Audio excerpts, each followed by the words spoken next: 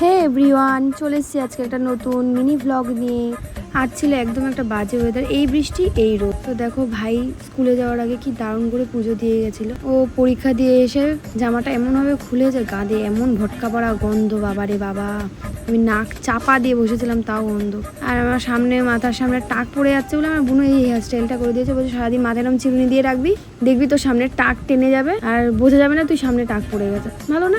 বিশাল বুদ্ধি ওর, এর জন্যই মাথায় টাক, চুল ওঠে না। তো আমি জানি আমিও খেপা, এই খেপাগেরিগুলো করি বলে বাচ্চাগুলো আমার কাছে থাকে বেশ ভালোই। এই খেপাগেরি করছিলাম, এ আমাকে চেনে না কিন্তু আমার কাছে 1.5 ঘন্টা থেকে গেছিলো। ওর মা বলতে তুই রেখে দে, দেখো কি পাকা পাকছে, চুমু দেয় আবার। এত পাকছিস কেন ভাই? এও একটা আইটেম বোম বেরাবে আমি জানি, কিন্তু এও পাকবে। তো তারপরে বিকেলবেলা আমরা একটুখানি ঘুরতে গেছিলাম শিবনিবাস।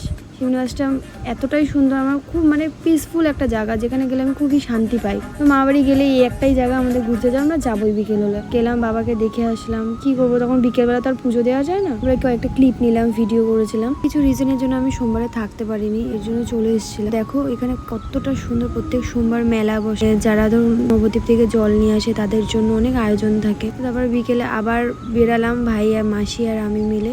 আমাদের বাড়িতে মঙ্গলবারে মনসা পুজো আছে, তো ঠাকুরকে বায়না দিতে, যেটাকে বলে মানে অর্ডার দিতে। বিকেলে সবাই খেলছিল বেশ, সেদিনকে ওয়েদারটা বেশ খুব ভালো ছিল। হয়তো বৃষ্টি হচ্ছিল, রোদ উঠছিল।